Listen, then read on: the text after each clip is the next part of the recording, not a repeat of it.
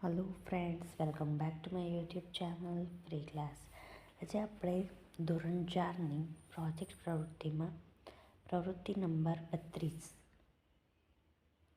જોવાની છે। જે પ્રવૃત્તિનું નામ આપેલું નથી, તમને જે છે એ પ્રોજેક્ટ જાતે બનાવવાનો છે।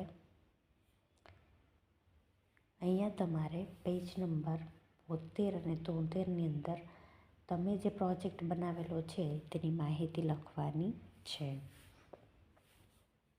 સૌથી પહેલાં તો પ્રોજેક્ટ પ્રવૃત્તિનું નામ છે મારી પોતાની વાર્તાનું પુસ્તક। વિષય છે ગુજરાતી।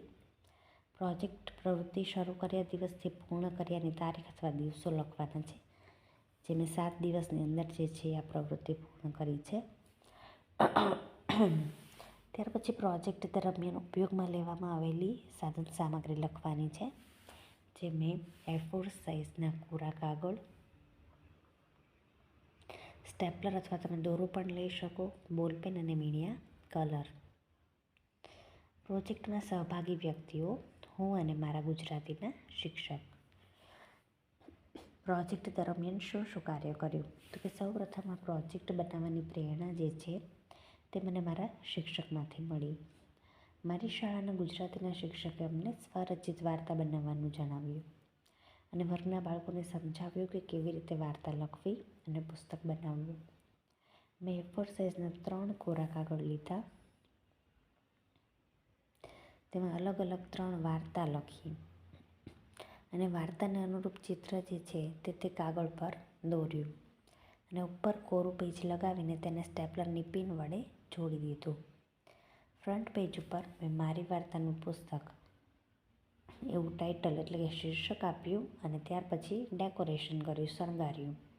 ત્યારબાદ તે પ્રોજેક્ટ મેં મારા શિક્ષકને આપ્યો। પ્રોજેક્ટ પૂર્ણ કર્યા બાદ શું જાણવા મળ્યું?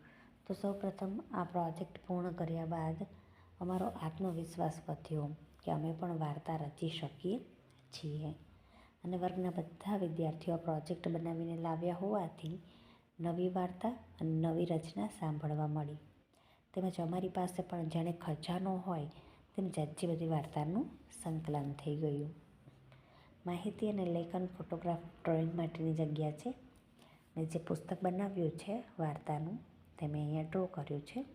તમે પણ મિત્રો જે છે એ દોરી શકો છો અને આ પ્રોજેક્ટ તમે જરૂરથી બનાવજો, જેથી તમારામાં રહેલી શક્તિઓ જે છે એ તમે વિકસાવી શકો અને તમે પણ સારામાં સારી વાર્તા લખી શકો। Thank you friends. હવે મળીશું નવા વિડીયોમાં। ચેનલને લાઇક, શેર અને સબસ્ક્રાઈબ કરવાનું ભૂલશો નહીં, જેથી તમને તમારા ધોરણના વિડીયોઝ જે છે એ ઝડપથી મળી જાય।